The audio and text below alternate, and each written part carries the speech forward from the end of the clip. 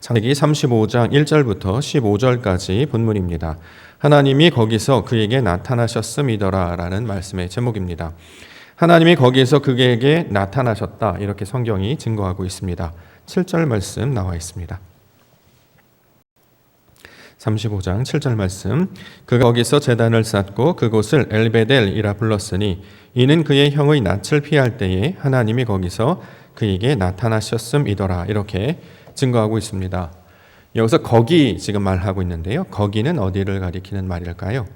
본문에 따르면 베델이라고 하는 곳을 가리키고 있는 말입니다. 베델, 우리가 많이 들었던 단어일 것입니다. 베델, 하나님의 집이라고 우리가 보통 이해하고 있는 말이죠. 집이라는 말과 하나님이라는 말이 합쳐져서 베델, 이렇게 이야기합니다. 그러면 여기서 하나님의 집이라고 하는 것은 무슨 뜻일까요? 하나님의 집이라고 하는 것이 따로 있는 것인가? 그런 의미로 사용하는 것이 아니라 여기서 말하는 벳엘, 하나님의 집은 하나님이 곧 집과 같은 역할을 하시는 분이시다. 지금 그 이야기를 우리 가운데 가르쳐주고 있습니다. 야곱은 형 에서를 피해서 도망한 적이 있었습니다. 루스라는 땅에서 숨을 곳을 취하여 거기서 돌베개를 베고 잠을 잔 적이 있었죠. 그때 하나님이 나타나셔서 그에게 말씀해 주셨습니다. 내가 너와 함께 할 것이다. 집을 떠나서 집도 절도 없이 산천집으로 가는 그 땅에 그곳이 있을지 없을지 나타나지 아니하는, 아무것도 자신을 보호할 수 없는 그 순간에 하나님 나타나셔서 마치 집과 같이 편할 안식처와 피난처가 되어주셨다라는 말입니다. 불안과 염려 가운데 있었죠. 그런데 하나님이 말씀을 전해주셨습니다. 그래서 그 말씀의 내용을 살펴보면 너에게는 자손이 있을 것이고 너에게는 땅이 있을 것이다. 내가 너와 어디든 함께 할 것이다 라는 소망과 약속의 말씀을 전해주셨습니다. 만약에 그 말씀이 없었다면 야곱은 여전히 근심과 불안 가운데 있었을 것입니다. 나의 생각과 그 상황 가운데 매몰되어 있었을 것입니다. 그러나 하나님 나타나셔서 말씀을 들려주시고 그 말씀 안으로 초청하여 불러주신 것이죠. 하나님이 그의 말씀의 집, 바로 그것이 되신 것입니다. 말씀 안으로 그를 부르셨기 때문에 그는 자신의 상황과 생각 가운데 머물러 있는 것이 아니라 그가 전해주신 그 말씀 안에 머물고 거하게 되었습니다. 그러므로 그의 말씀이 곧 하나님의 집, 다시 말해 하나님이 곧 집이 된다라는 말씀입니다. 오늘 본문에 따르면 거기라고 지금 표현이 되어 있는 말이 있는데요. 거기, 이렇게 번역된 단어는 공간적인 의미와 상황적 의미를 동시에 가지고 있는 말이기도 합니다. 그곳이라고 하는 뜻을 가지고 있기도 하고요. 또 다른 의미로 그때라는 뜻도 함께 가지고 있습니다. 공간으로서 그것을 생각해 본다면 그곳이라는 것은 제단을 쌓고 하나님을 부르게 된 곳, 바로 그곳을 말하는 것이 될 것입니다. 상황은 어떤 상황이냐면 형의 낯을 피하려 할 때, 이것이 바로 베델, 그 상황을 베델을 일으키는 거기라는 말로 지금 설명하고 있습니다. 즉 큰 위기를 만날 때 피할 처소가 되어주시는 분, 그 장소, 그 공간이 어디냐? 바로 집과 같은 역할을 하는 것인데 그것이 바로 하나님이시다, 이렇게 이야기하죠. 그래서 그것을 벳엘 이렇게 이야기합니다. 두려움과 근심, 나의 생각과 상황 가운데 매몰되어 있을 때 소망의 빛을 비춰주시고 약속을 보여주심으로 살아갈 힘을 허락해 주시는 그곳, 바로 그것이, 그때가 바로 하나님이 만나주신 때, 그 말씀 안에 거하게 해주신 때, 이것을 가리켜서 베델 이렇게 말씀하고 있는 것입니다.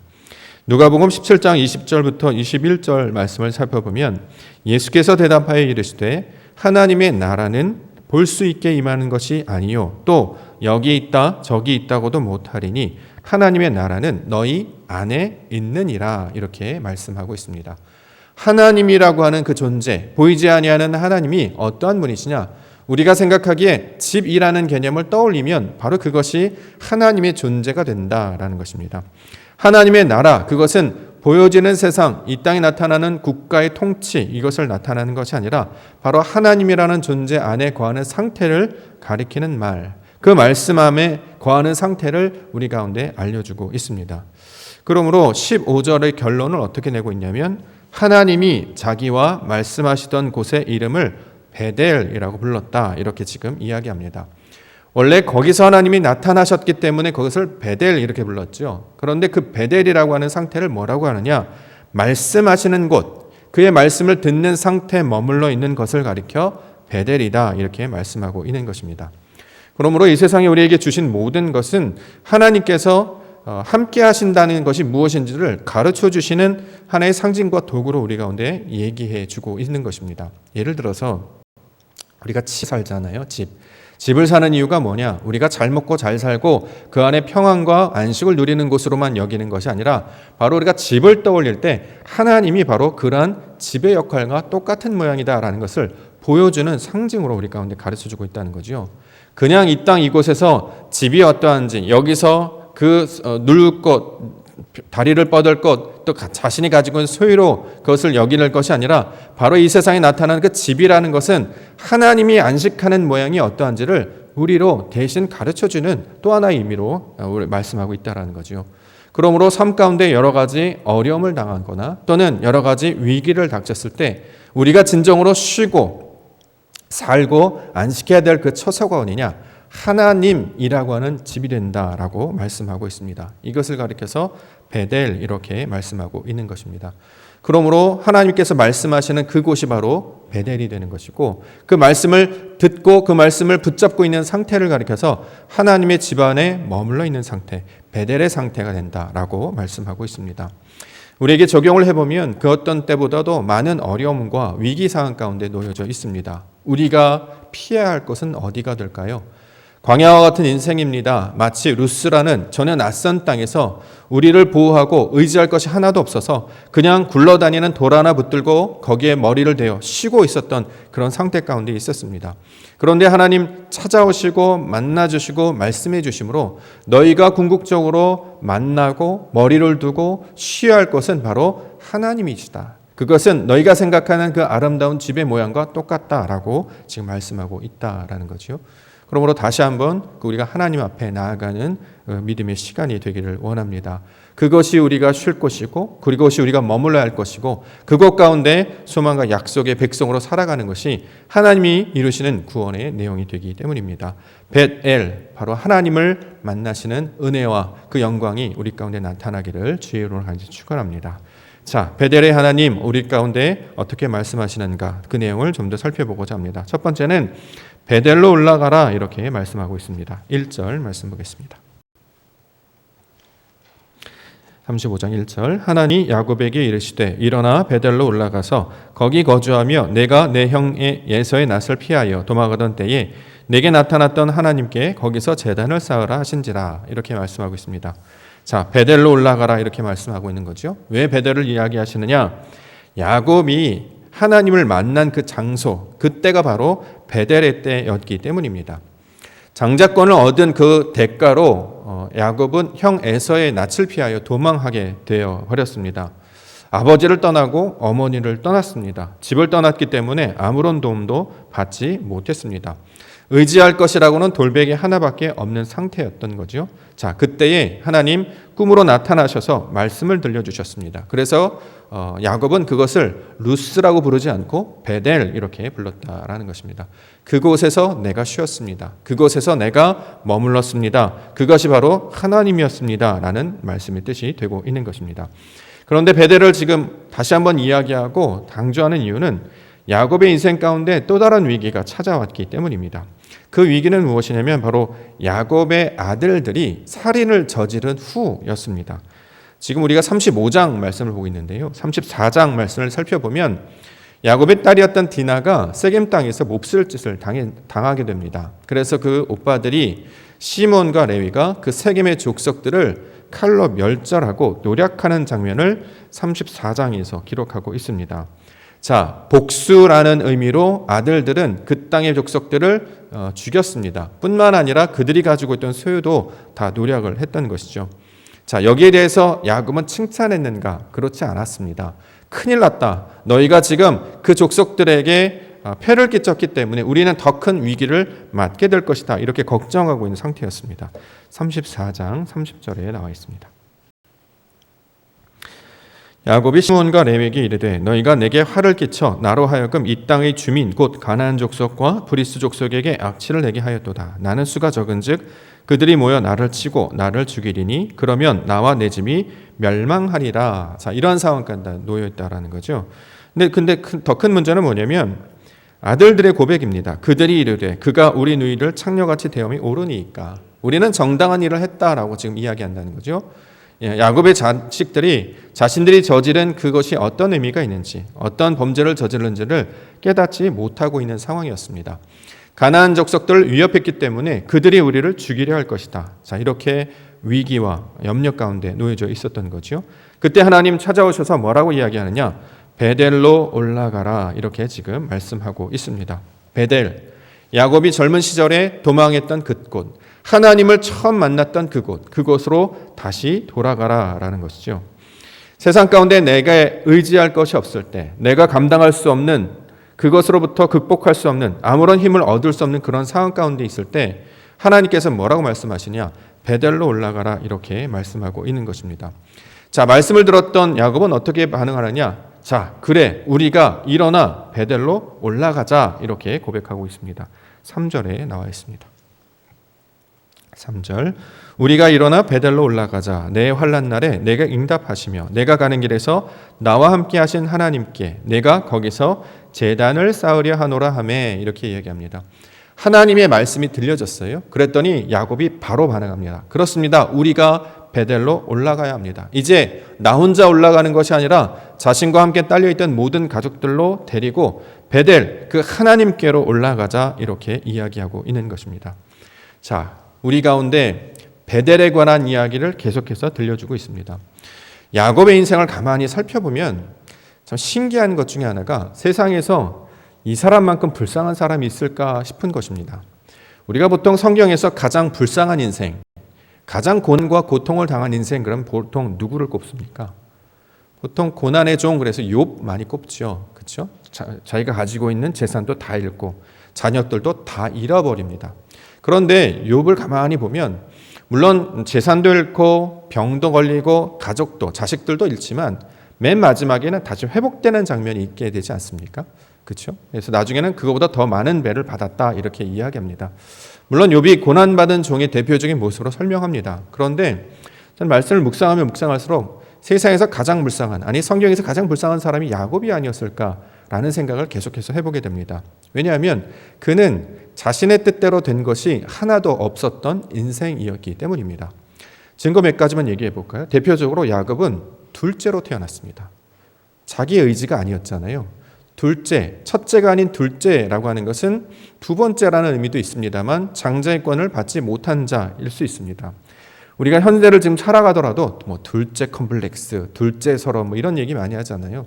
첫째는 첫째라서 이쁨도 많이 받고 새 옷도 사주고 뭐 공부하라고 교육도 시키는데 둘째는 새 옷 아니고 다 물려받아야 되잖아요. 첫째가 공부를 많이 시켜서 대학을 가야 된다면 둘째는 가서 돈 벌어 와, 이렇게 했던 게 우리 어른들이 살았던 시대였습니다. 그래서 둘째 서름.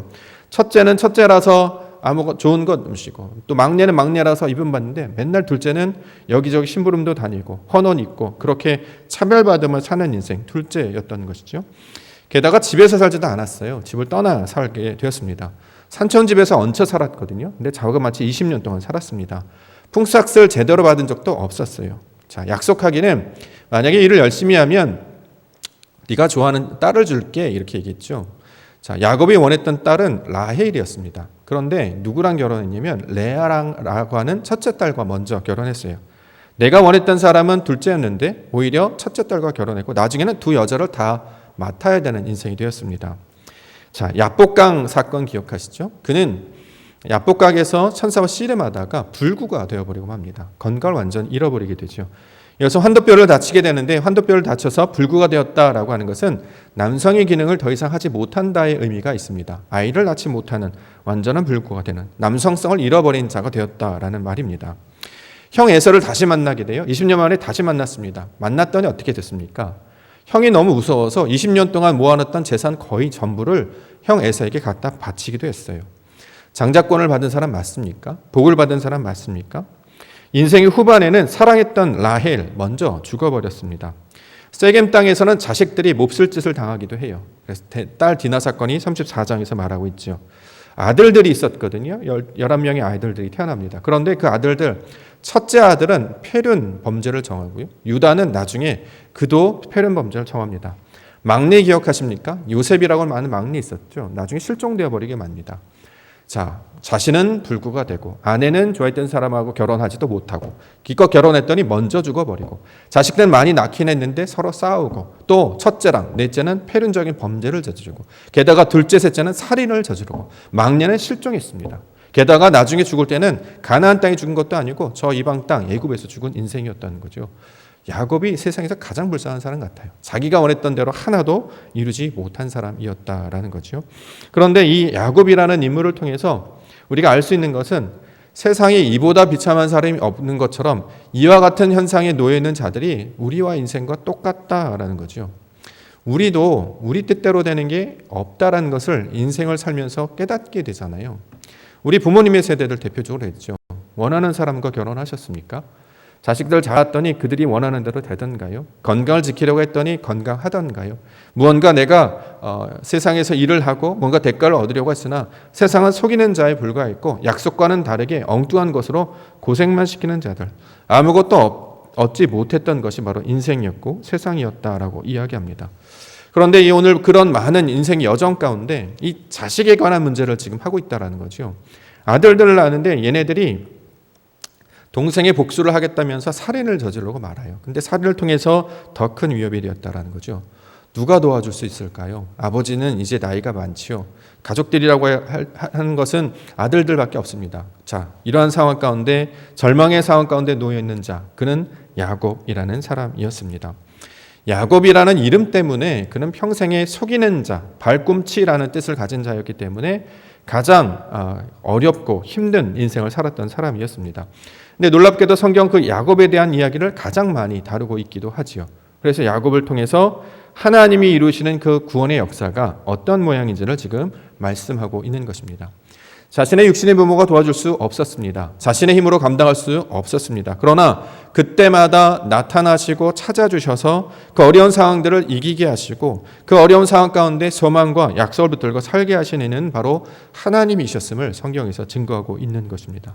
그 동일한 역사를 지금 다시 나타나셔서 말씀하고 있습니다. 베델로 올라가자.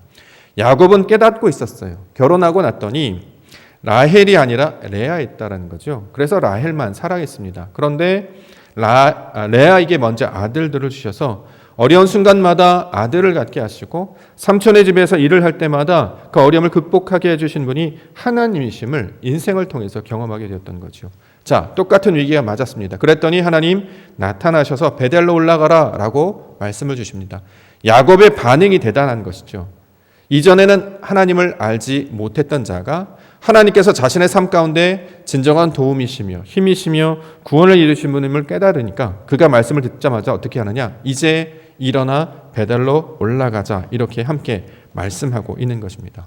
여기서 말하는 베델로 올라가자라고 하는 것은 장소적인 의미로 우리에게 설명하고 있기도 하죠. 그러나 더 궁극적인 의미는 무엇입니까? 베델이라는 땅, 거길로 올라가자, 그것만 다루는 것이 아니라 그것을 올라가는 이유는 나에게 응답하셨고 나와 함께 하셨던 그 하나님의 그 집안에 그 거하게 하기 위해서, 그가 주신 약속의 말씀을 붙들고 그 말씀에 붙들려 나아가기 위해서, 그래서 나아가는 표현으로 지금 설명하고 있다는 거죠. 나와 나의 가족들, 그래서 우리라고 표현합니다.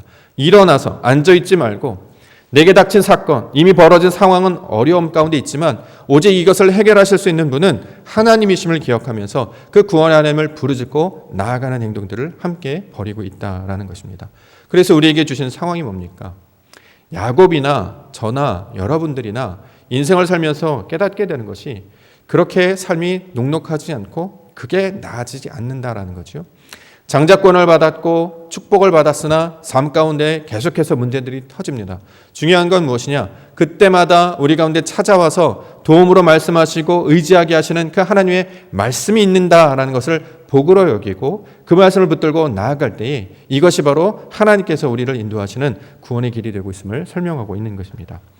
다윗의 고백이 이렇게 얘기하죠. 시편 121편 18편 2절부터 3절. 여호와는 나의 반석이시요 나의 요새시요 나를 건지시는 이시요 나의 하나님이시요 내가 그 안에 피할 나의 바위시요 나의 방패시요 나의 구원의 뿌리시요 나의 산성이시로다. 내가 찬송받으실 여호와께 아뢰리니 내 원수들에게서 구원을 얻으리로다. 다윗 왕이었습니다. 그런데 사울에게 쫓기는 몸이 되지요. 다윗 왕이었습니다. 그런데 아들에게 쫓기는 몸이 됩니다.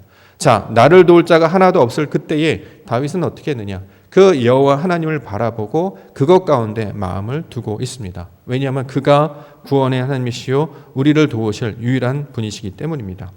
시편 121편 1절과 2절. 내가 산을 향하여 눈을 들리라. 나의 도움이 어디서 올까? 나의 도움은 천지를 지으신 여호와에게서로다 라고 설명하고 있습니다. 인생을 돌이켜볼까요? 삶 가운데 어려움이 있었죠. 근데 그때마다 조금씩 피할 길을 내셨습니다. 꼭 죽을 것만 같았는데 숨을 쉴 곳을 꼭 나타내 주셨어요. 어떤 분이 그렇게 이야기하는 것을 들은 적이 있습니다. 모든 인생 가운데 하나님께서 나타나시는 때가 있다. 다만 그것을 사람들은 깨닫지 못할 뿐이다. 그때 그 어려움 위기의 상황 가운데 그 숨막히는 철제절명의 죽음의 위기에 닥쳐져 있는 상황 가운데 하나님을 찾게 하시기 위하여 그가 나타나신 적이 있다. 그때 그 음성을 듣는 자는 살아나게 될 것이고 그로서 말미암아 우리를 도우시는 이 땅의 참된 주인이 누구신지를 알게 하시는 때가 있다. 따라서 신앙이란 그것을 아는 자와 아직 모르는 자로 구별하는 것이다. 이렇게 말하는 것을 들은 적이 있습니다. 우리의 삶 가운데도 그런 증거들이 있지요. 삶에서 어려움이 있을 때, 누구 나의 도움이 되지 못할 때, 그때 절체절명의 순간에서 여호와 하나님의 음성을 듣고 그렇게 나아가도록 인도하시는 때가 있다라고 성경은 이야기합니다. 그래서 이 이야기를 어디에다 두고 있냐면 창세기라는 말씀을 통해서 우리 가운데 설명해 주고 있습니다. 창세기, 세상이 창조된 이야기라는 거잖아요. 근데 그 세상이 창조된 이야기 단순히 우리가 지구과학이나 자연법칙 가운데 생겨난 그때를 말하는 것이 아니라 세상에 지어진 것이 하나님의 손이었구나라는 것을 알게 된 순간을 가리키는 말로 우리 가운데 말씀하고 있는 것입니다. 저의 인생 가운데도 이런 일들이 수많이 일어났다고 생각을 합니다. 보통 우리가 이제 이런 일들을 많이 경험하는 것이 보통 이제 부흥회라든가 수련회를 통해서 처음 하나님을 만났다 이런 경험을 많이 하게 되죠. 근데 절체절명의 위기의 순간들이 있었습니다. 예를 들어서 우리에게 그런 일들을 보여주시는 것 같아요. 우리나라는 시험을 많이 보잖아요. 시험 많이 보고 또 붙게 해달라, 또 뭐 아이를 갖게 해달라 여러 가지 있습니다. 처음에는 그것들을 가지고 기도하는 것이 맞는가 이런 생각을 해본 적도 있습니다. 그런데 가만히 생각해 보면 우리가 하나님을 경험할 수 있는 방법이 사실 그런 정도밖에 없어요.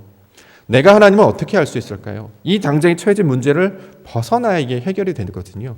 근데 그때 알아요. 부모도 도와줄 수 없고 내 능력으로 할 수도 없고 내가 어떤 의지도 할 수 없을 때 그때 이야기하는 거죠. 하나님께서 나에게 도움을 주세요. 하나님 내가 당신을 붙듭니다. 나를 일으켜 주세요. 라고 할 때 그때 비로소 하나님을 깨닫게 됩니다. 그러면 그런 것들이 우리 가운데 삶의 증거로 나타날 수 있게 된다는 거죠. 중요한 것은 기적 그 자체에 계속 머물러 있는 것이 아니라 이 일을 하시는 분이 하나님이시구나 깨닫게 되는 그 일이 바로 하나님께서 인생 가운데 나타나시는 일이 된다라는 것입니다. 그곳에서 그때에 절체절명의 위기에 내 것이 다 무너지고 오직 하나님 한 분 그 이름만을 붙들며 나아갈 때 기도할 때 우리 하나님 그곳 가운데 만나 주실 줄 믿습니다. 그렇게 우리를 인도해 가시는 것, 야곱 같은 우리 인생들을 인도해 가셔서 마침내 하나님을 아는 자로 살게 하시는 분이 바로 우리 하나님이시죠.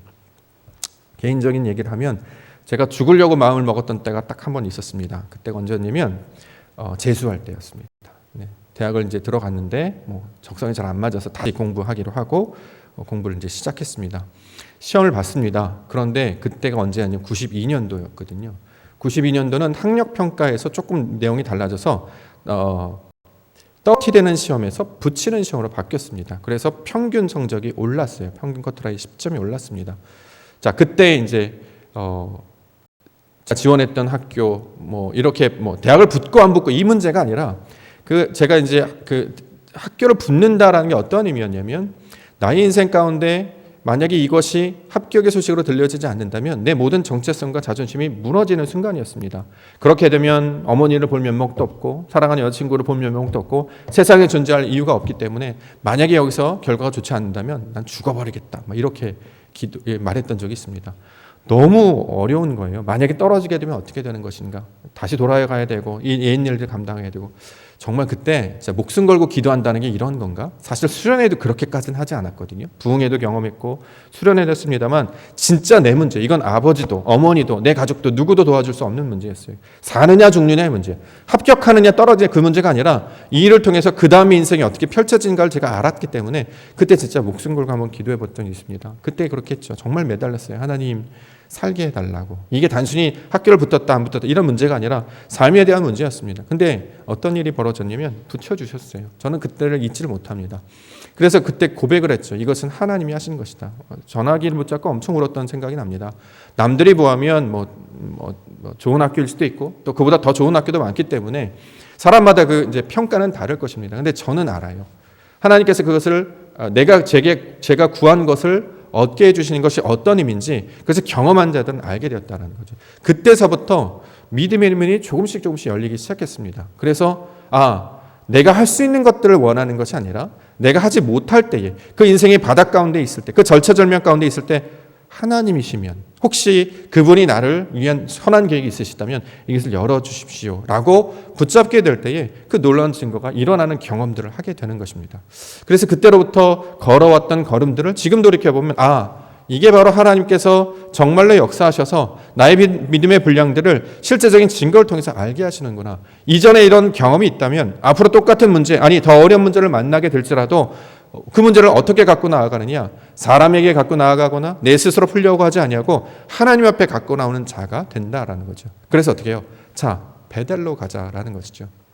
제가 요즘에 기도하고 있는 제목이 하나 있습니다. 그것은 뭐냐면 우리 자녀들 위해서 기도하는 것입니다.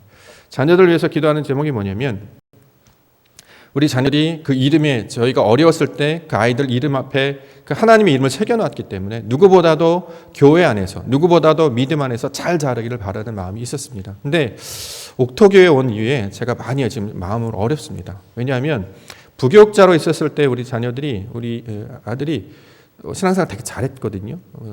고등부 회장도 하고 또 제가 이제 새내배 간다 그러면 같이 따라 나오기도 하고 가끔 또 금요일에 와서 같이 찬양도 하고 너무 행복했던 시절이 있는데 이제 옥토교를 왔으니까 제가 설교하잖아요.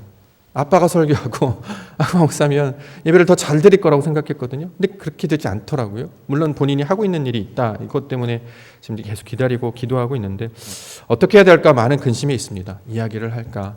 아니면 소망이라 할까? 편지를 쓸까? 카톡을 보낼까? 근데 말씀을 이렇게 계속 묵상하면 베델로 올라가자 이 말 한 밖에 없겠다 이런 생각이 들어요. 제가 이야기하면 잔소리가 되잖아요. 그러니까 하나님께서 해주시기를 바라는 모양 그것들을 날마다 기도하고 있습니다.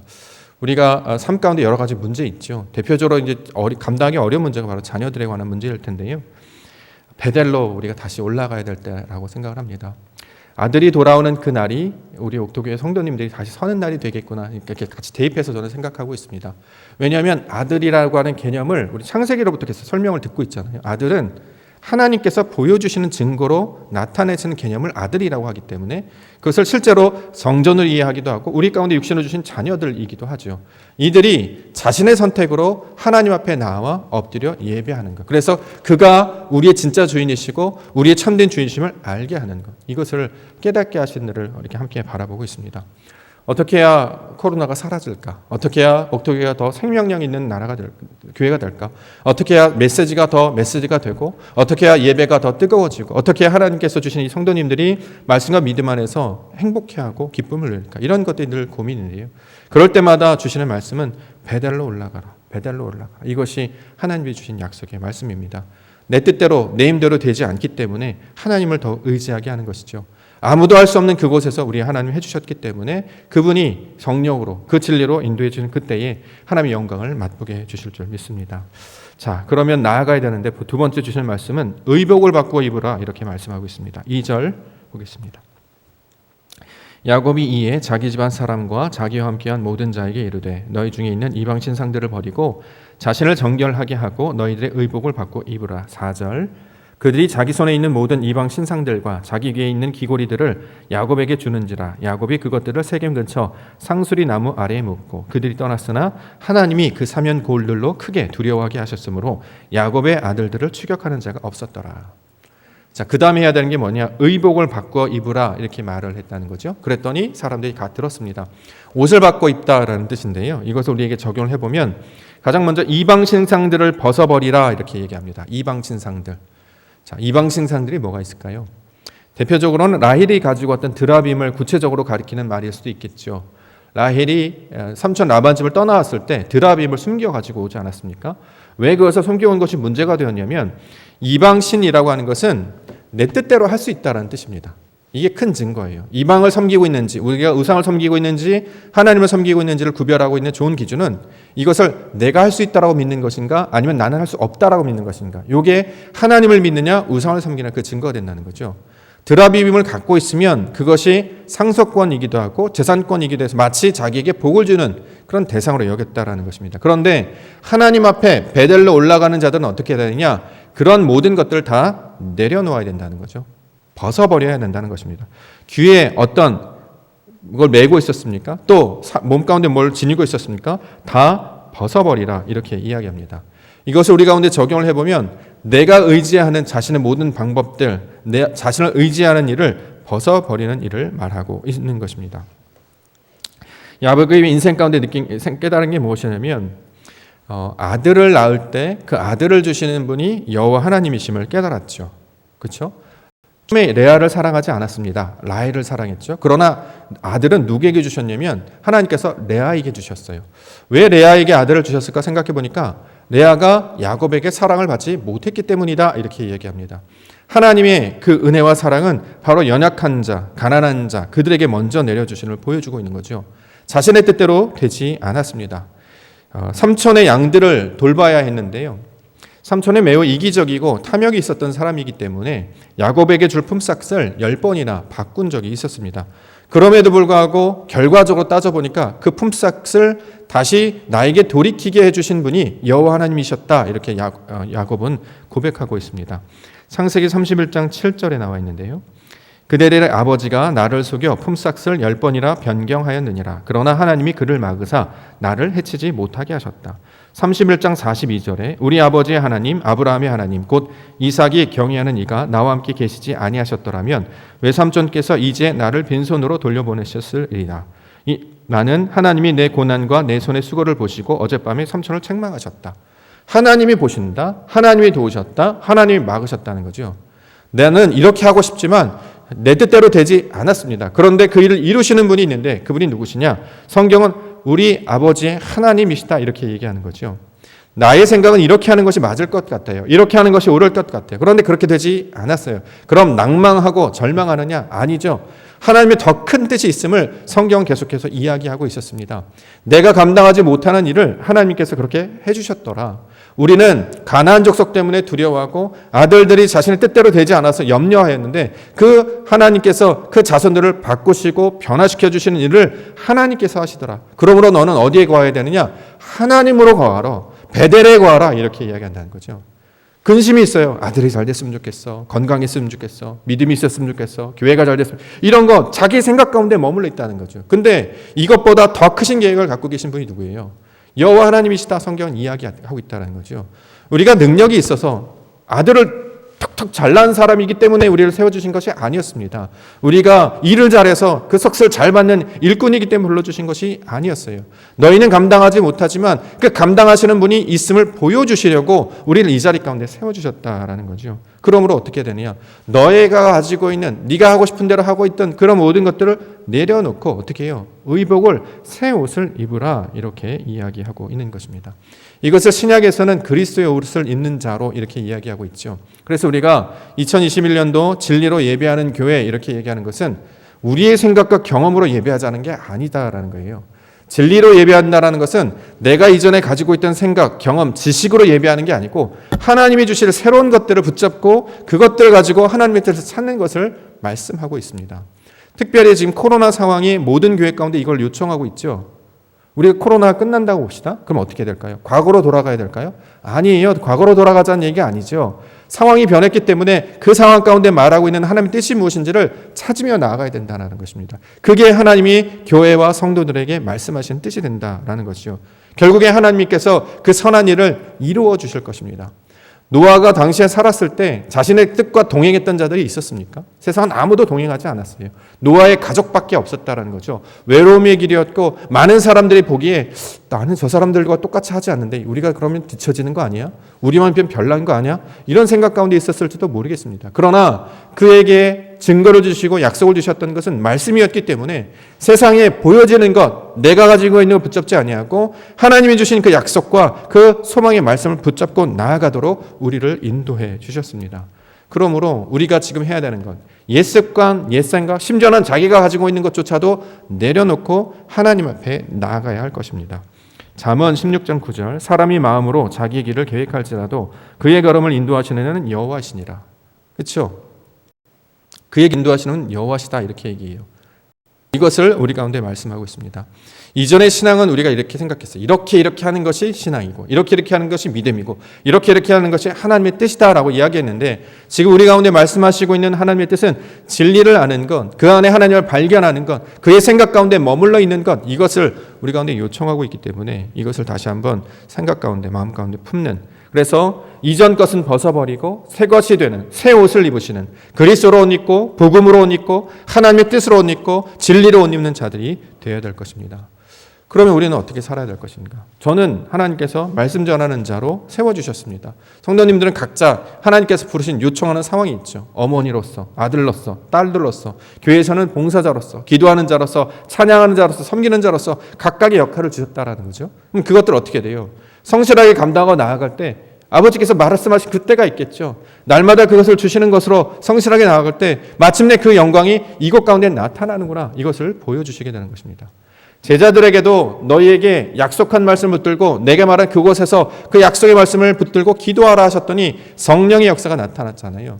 그것을 증거하는 것이 바로 교회가 되지 않겠습니까? 이것을 우리 가운데 요청하고 있습니다. 그러므로 이전에 감당했던 내 생각, 내 습관, 내 경험에서 벗어나는 것이 아니라 하나님께서 요청하시는 그것 가운데 우리의 마음을 드리고 우리의 몸을 드리고 우리의 모든 것들을 드려지는 우리 믿음의 성도님들 되기를 원합니다. 마지막으로 주시는 말씀, 이스라엘이라는 말씀을 주셨다 이렇게 이야기하고 있습니다. 9절부터 보겠습니다.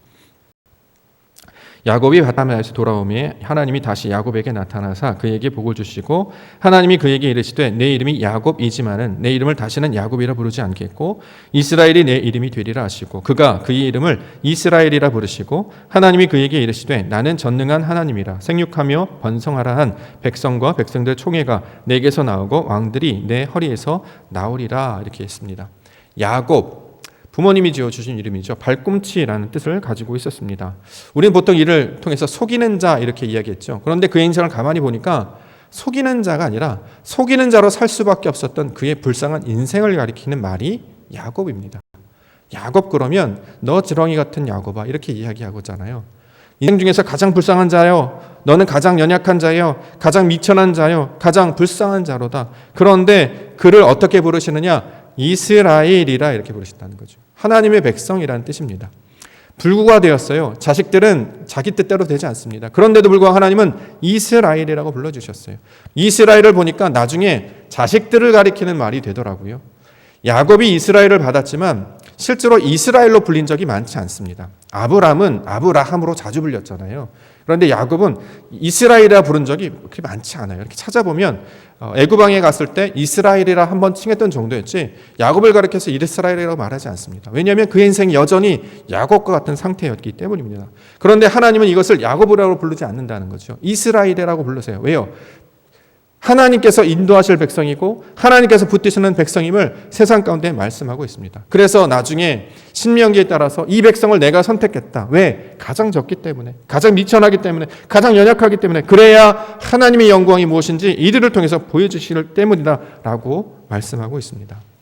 2021년도 우리가 기대하는 것은 우리 스스로 열심히 해서 무엇을 이루는 것이 아니고 하나님께서 이루실 그것들을 기대하며 나아가는 것이죠. 우리가 할 수 있는 것은 기껏해야 우리에게 주시는 명분들, 그것들 정도입니다. 이것보다 무언가를 더 할 수 있는 것은 아니죠. 예를 들어서 저에게 적용을 해보면 말씀을 붙잡고 하나님 주신 예배 시간에 성실하게 주의 진리의 말씀을 전하는 것뿐입니다. 그런데 하나님께서 하시겠다는 거잖아요. 제가 막 가슴을 후벼 파서 막 뒤집어 줬습니까? 아니요, 저는 그럴 재주가 없어요. 제가 막 말씀을 잘해서 은혜를 미칩니까? 뭐 가끔 그런 생각하거든요. 우리 집사님처럼 찬송을 잘하면 얼마나 좋을까? 막 혼자 교회에 있을 때 막 발성 연습하거든요. 오 하면서 우리 집사님 생각 오 해보기도 하고 어떤 분들처럼 지식을 잘 전달할 수 있으면 좋겠다. 다른 분의 설교를 들어보기도 합니다. 정말 이렇게 가슴을 울리고 그랬으면 좋겠다. 공부한 것들을 한번 이렇게 펼쳐놓기도 해요. 근데 이런 것들을 가지고 과연 누구를 변화시킬 수 있을까? 저의 고백이긴 합니다만 가족 얘기를 했습니다만 가족조차 변함이 안 되는데 제가 어떻게 다른 사람한테 영향을 줄 수 있을까요? 나도 변화를 내 스스로도 잘 감당을 못하는데 내가 말하는 것을 내 혈족이 내 가족들도 별로 잘 듣는 것 같지가 않는데 내가 전달할 메시지들을 이해하지 못하는 그래서 나 혼자 이렇게 한들 이게 무슨 의미가 있을까? 그런 고민에 많이 빠지게 됩니다. 근데 말씀을 주신다는 거죠. 너는 그렇게 최대한의 인생으로 살아가는 것이 아니라 하나님께서 이루실 그 약속을 붙드는 소망의 백성들을 살아가게 될 것이다. 아들로 돌림자를 통해서 그를 이름을 새기지 않고 하나님의 이름을 새긴 것은 마침내 그가 하실 그 역사를 바라보는 자로 살게 할 것을 우리 가운데 말씀하고 있음을 다시 한번 가르쳐주고 있습니다. 우리 옥토교회가 그 이름이잖아요. 원래에 따르면 여긴 석천교회가 돼야 맞습니다. 그렇죠? 여기 옥토입니까? 옥토 아니에요. 지나가는 사람이 맨날 얘기해요. 이렇게 예전에 풀도 안 자라고 지금 건물이 맨날 이렇게 어둡고 막 이랬으니까 돌 같은 땅, 진흙 같은 땅이었습니다. 근데 여기는 옥토라고 부른다는 거죠. 좋은 땅이라는 뜻이잖아요. 진리의 땅이라는 뜻이잖아요. 그렇게 말하는 것은 하나님의 기대가 하나님께서 이루실 그 섭리의 약속이 이것 가운데 서려 있다는 거 아니겠습니까? 그래서 우리가 그것을 기다리는 거죠. 기다리고 원하고 그래서 마침내 이루실 하나님의 영광의 역사. 그런데 그 영광의 역사는 땅이 변해서 문제가 아니고 우리가 바라보는 우리가 먼저 변해야 되겠더라고요. 이것이 얼마나 하나님의 놀라운 역사였는지 그 돌무덤가 옆에 지나다니면서 저 성전을 바라보고 하나님의 은혜 해가 뜨고 저쪽으로 해가 지면서 하나님의 성전을 가장 많이 닮은 건물의 모습으로 여러 가지 것들로 우리 가운데 그 하나님의 역사를 보여주는 땅으로 그 교회로 이 옥토교를 세워주셨다라는 거죠. 마침내 언젠가는 그 일이 이루어질 줄 믿습니다. 지금을 바라보지 말고 눈으로 보여지는 그것을 따라가지 말고 하나님께서 지어주신 그 약속의 말씀을 통해 주셨던 그 약속의 소망을 붙들고 나아가라. 그러면 마침내 어떻게 해요? 그 영광을 너희가 보게 될 것이다 라고 이야기하고 있습니다. 먼 훗날 소망하는 것은 저의 때였으면 좋겠습니다. 우리의 때였으면 좋겠습니다. 이게 우리가 소망하고 있는 거 아니겠습니까? 어쩌면 인생 큰 경주 중에 우리는 몇 번째 사람일까요? 지금 우리 원로 목사님으로부터 시작해서 몇 번째 사람일까요? 따져봐요. 다른 교회는 1대, 2대 이렇게 합니다. 언제쯤 하나님의 일이 일어날까요? 저는 그냥 우리 달리기나 쇼트트랙 보면 계주하는 거 보면 두 번째 사람인가? 세 번째 사람인가? 결승점은 또 다른 사람인가? 이런 생각을 합니다. 그러나 우리는 그게 언제일지 모르면 성실하게 달려는 봐야 된다는 거죠. 그렇죠? 성실하게. 그래야 마침내 그분이 일하실 것이기 때문입니다. 다만 우리가 기도하는 것은 그것이 우리의 때였으면 좋겠습니다. 그래서 우리로 나의 인생 가운데 그렇게 숱하게 인생의 고비고비마다 나타나시고 보여주시고 하나님의 역사가 이런 거구나. 내가 하는 게 아니라 그분이 하시는 거나를 보게 하셔서 진짜 하나님을 내가 말씀을 달달달 외우고 다 알진 못하지만 내가 증거가 있습니다. 그분은 여호와 하나님이시고 그가 우리 가운데 증거로 말씀하셨습니다. 이 고백이 우리 가운데 나타나기를 원합니다. 다시 베델로 올라가는 우리 옥토교회 성도님들 되기를 원합니다. 제가 많이 부족해요. 함께 내려갔으면 좋겠습니다. 결국 저가 얼만큼 잘하는 문제가 아니라 우리가 함께 나아가야 되는 것이죠. 옛날 것들이 있습니다. 우리가 지켜온 것들도 있고요. 근데 때로는 놓고 가야 될 것들이 있습니다. 그것이 무엇인가 우리가 함께 바라보며 나아갈 때 비록 모양은 작지만 하나님이 임재하시는 그 진짜가 되는 땅, 진짜가 되는 교회, 정말 하나님의 영광을 정말 붙들고 기도하고 오직 소망이 하나님만이 되는 교회. 그래서 이 교회가 그냥 눈에 보이는 땅이 아니라 하나님이 주신 그 은혜의 땅이고 그 안에 머무는 것이 마치 아름다운 집에 거하는 그 안식이 되는 것처럼 우리 옥토교회 성도님들 그 모든 나의 문제와 가정의 문제와 우리 사회 문제가 그 하나님의 뜻 가운데 펼쳐지는 그 영광을 맛보시는 날을 기대하는 주의 백성들이 되기를 원합니다. 다시 한번 주시는 말씀, 거기서 그에게 나타나셨습니다. 저에게도 나타나시기를 소망하고 우리 성도님들과 우리 교회 가운데도 나타나실 줄 믿습니다. 그 약속을 붙들고 날마다 하나님께서 택하신 그 처소, 마치 베델의 모습과 똑같은 모습으로 이 예배당을 만들어 주셔서 여기서 기도하고 찬양하고 약속의 말씀 붙들고, 현재 저희가 찬양을 못 부르고 있는데요, 이 잠깐이지 않겠습니까? 그렇죠? 우리가 지금 1년이 넘었기 때문에 당황하는 마음들이 막 차올라요. 걱정스럽기도 하죠. 그런데 하나님의 때가 있다고 생각합니다. 성경의 길이로 보면 잠시 잠깐일 것 같아요. 그런데 지금은 우리가 이것을 잘 붙잡고 나아가자라는 것이죠. 성도님들 매주 어려운 상황 가운데서도 이 자리를 잘 지켜주셔서 감사합니다. 여러분들이 기둥들이 되어주셔야 여기에 뭐가 더 쌓일 수 있다고 생각을 합니다. 새로 오시는 분들 또는 지나가시는 분들 함께 만나서 붙잡고 나아갈 때 우리는 하나님께서 보내주신 사람이라고 생각합니다. 왜요? 약속을 이루어 가시는 건가? 그렇게 붙드시는 건가? 그래서 이분이 오시면 하나님이 보내주셨군요. 그래서 그분을 하나님의 얼굴을 배우는 것처럼 우리가 만나고 있긴 하죠.